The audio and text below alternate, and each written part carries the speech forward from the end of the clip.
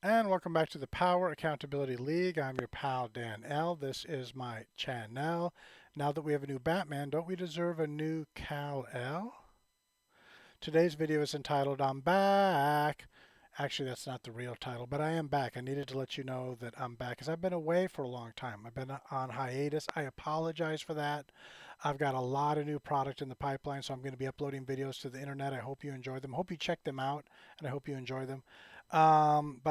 Basically, I need to get back to work, and I've been away from it for quite a while. So, the actual name of today's video is entitled "The Most Important Equation of All Time." I'm going to repeat that. The most important equation of all time. Now, you might have heard of E equals mc squared. Energy equals mass times the speed of light squared. That's Einstein's one of Einstein's equations. Is it one of the most important equations of all time? I think so, but it's not the most important equation of all time. So here we go. Get ready. It's what I'm about to tell you is related to mathematics, but it's also related to the human condition. In fact, this equation is less about mathematics and more about the human soul, about the human moral compass.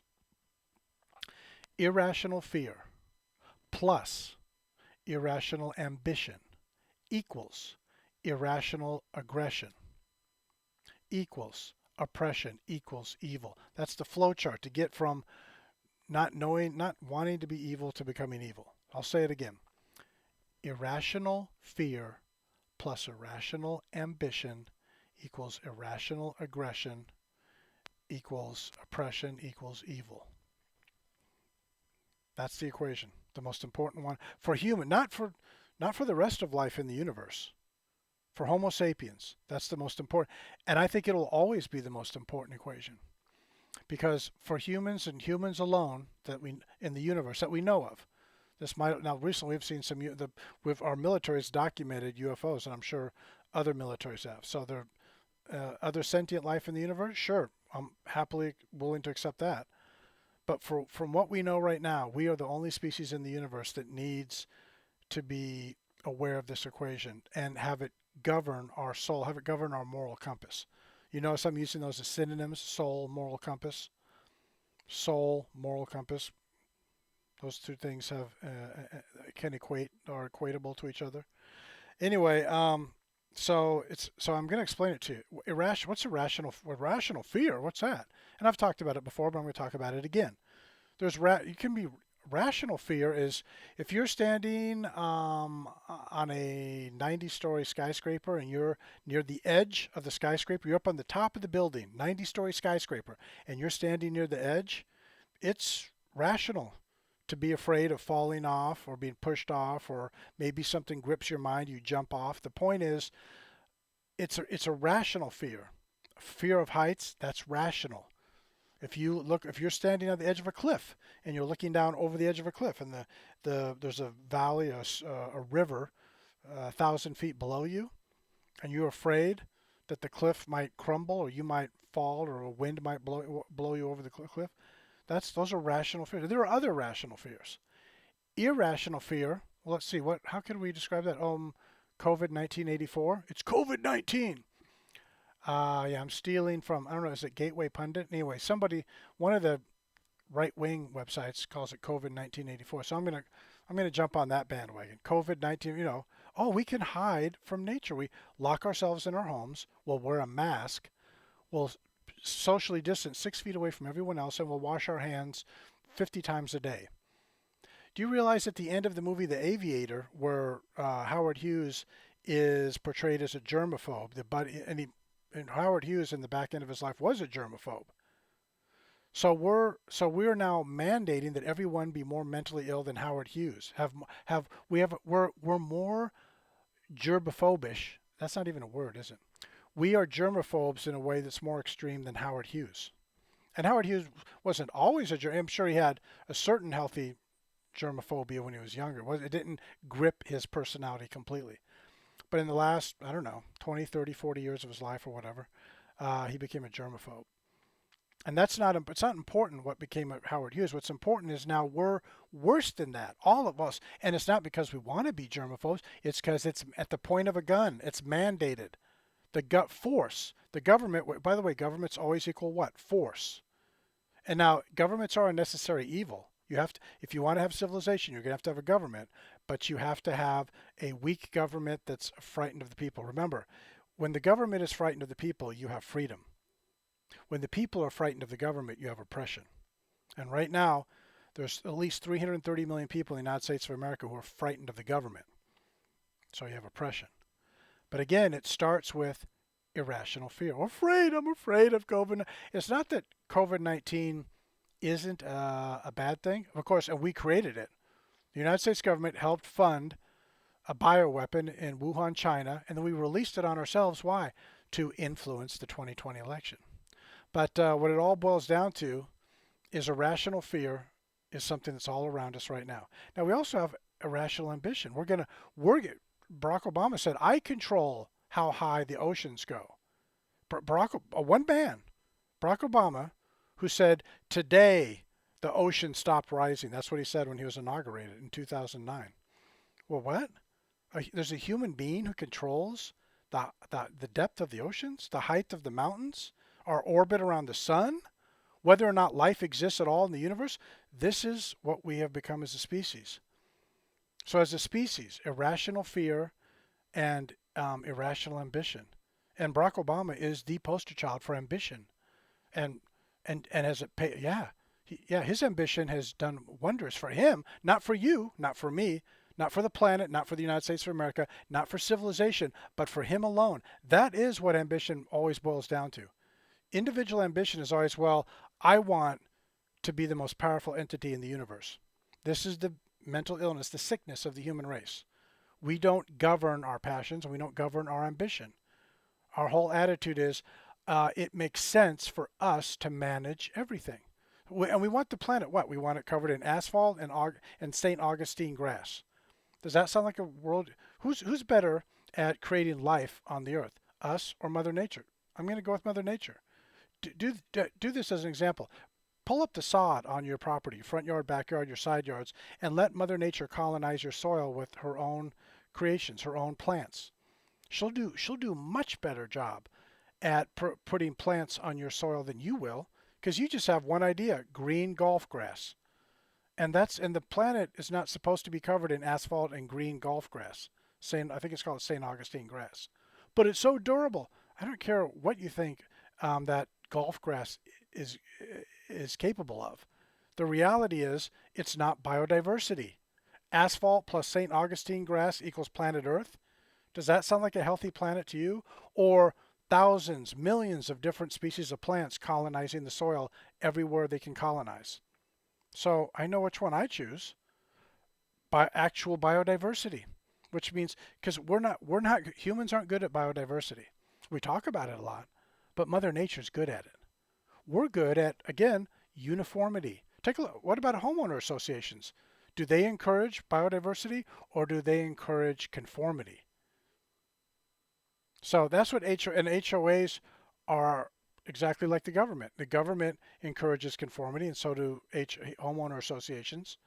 So conformity, sameness. Human beings, we want everyone to think like us, talk like us, act like us, do their front yard. When people, I know this from personal experience. When you go down a street, neighbors, if every house doesn't have the same type of front yard, people start freaking out. Doesn't matter if there's an HOA or there's not an HOA. People expect your yard to look like their yard. And if your yard, like I said, I've run this experiment myself. If you let nature colonize your soil, your neighbors will freak out. They'll act like the world's coming to an end. And this, I'll give you an example of us managing nature. I hate pigeons. I hate rats. I hate snakes. I hate spiders. I hate sharks. I don't. I do. Dang it, they're everywhere. These rats and these pigeons and these ants and these cockroaches and these sharks, they're everywhere. Well, first of all, you don't know that sharks are everywhere. That's not scientifically true. And I don't think it's scientifically true, but the rats are everywhere. But people, I've heard people complain, I had an armadillo on my property. I'm like, what? I think I brought this up in another video. Anyway, I'm like, what? I've seen multiple people freak out because an armadillo is a herbivore. People freaking out. I had a turtle. I had a lizard. I had a frog. People I've heard people, I've watched them, I've talked to them. People freaking out about frogs, lizards, turtles, armadillos, possums, raccoons. None of these things bother me because I don't talk about biodiversity. I'm a fan. I'm an actual fan of Mother Nature. I know she's smarter than us. Well, Barack Obama should be able to decide the depth of the oceans. No, Barack Obama should be able to decide what the temperature is, how much sunlight there is, how much the height of the oceans, the height of the mountains. Barack Obama, what? Are you insane? Nobody should, no human, no individual human should make that. But yet, we do this. We think, we somehow get in this cult of personality. And again, it goes back to because we have a rational fear of everything I just mentioned, a rational fear of raccoons, stray cats, armadillos, turtles, lizards, frogs, especially rats and pigeons and alligators and sharks. And I don't hate rats and pigeons. That's part of the tapestry of life. Rats and pigeons, they're part of the interlocking biosystems of the earth. Now, I'll tell you what, all those things I just mentioned, if they were on the endangered species list, if rats and pigeons and ants and termites and spiders and snakes, if they were all on the endangered species list, you would love them then. All of a sudden, they would be the most beautiful creatures on earth. So let that roll around in your brain. Why is that true? Why would they be creatures you want to protect? Because we hate things where we don't control the reproductive cycle. Any organism in the universe where we don't determine the actual number of that organism, we view it in a negative way. Why? Because we see ourselves as gods. And as gods, and remember what our gods are, whether theological or mythological gods, they all have our personality problems, don't they? Whether they be gods in the Christian Bible or gods on Mount Olympus. Did you ever notice when we write about these gods, they have our problems? They look like us, they sound like us, they talk like us, they do the stupid things that we do. So you take an organism that's irrationally fearful of everything. You give it a rational ambition where it thinks it's a god. And you put it on Mount Olympus. You take a Barack Obama, you put him on Mount Olympus. What's he going to do? Is he going to govern in a benevolent way, or is he going to be a dictator? Doesn't matter if it's Barack Obama or anyone else. They're all going to be dictators. Any human being you put on Mount Olympus, because of their irrational fear, they're afraid of everything, including losing power, including not having power over, let's see, planet Earth, the solar system, the Milky Way galaxy, the universe, the multiverse. These are the things we want to have control over. And we shouldn't have control over, we can't control our own lives. And we think we're going to run the frickin' universe? We're going to run the planet, the solar system, the galaxy? Sorry. We can barely function and barely make our own lives work, and we're going to be in charge of everything in creation? No. That's our ambition. That's the ambition that lives inside of humanity, that we want to run everything. And at the same time, we're afraid of everything. So you can do the math. Irrational fear plus irrational ambition equals irrational aggression. That's why we're so aggressive. That's why humanity is a collection of Ted Kaczynskis, because of the irrational fear plus the irrational ambition. Again, this equation I'm dropping on you right now, you're going to have to roll this over in your brain continually for the rest of your life. And then irrational aggression leads to oppression, which leads to evil, or is the definition of evil as far as I'm concerned. So, but can we fight? Can we win? Can we unprogram ourselves? Can we deprogram ourselves? Can we program ourselves in a way where we get rid of the irrational fear? Well, we can't. We have to accept objective reality and logic. Those have to be the things. Those have to be, I don't want to say religion. Those have to be the things we have reverence for. The things we chase after in life have to be the acceptance of objective reality and the acceptance that logic is better than faith. It's better than superstition. It's better than mysticism. Logic accepts objective reality and tries to find solutions for survival. That's all it's about. Every organism in the universe is trying to survive. We're trying to survive. But if you're trying to survive on emotion, you're going to end up in a horribly dark place. If you're trying to survive by accepting, that's what nature does. Nature accepts a reality, and they work as logically. Every organism puts as much logic into its daily activity as possible. So that was today's video. The most important equation of all time. Think about it.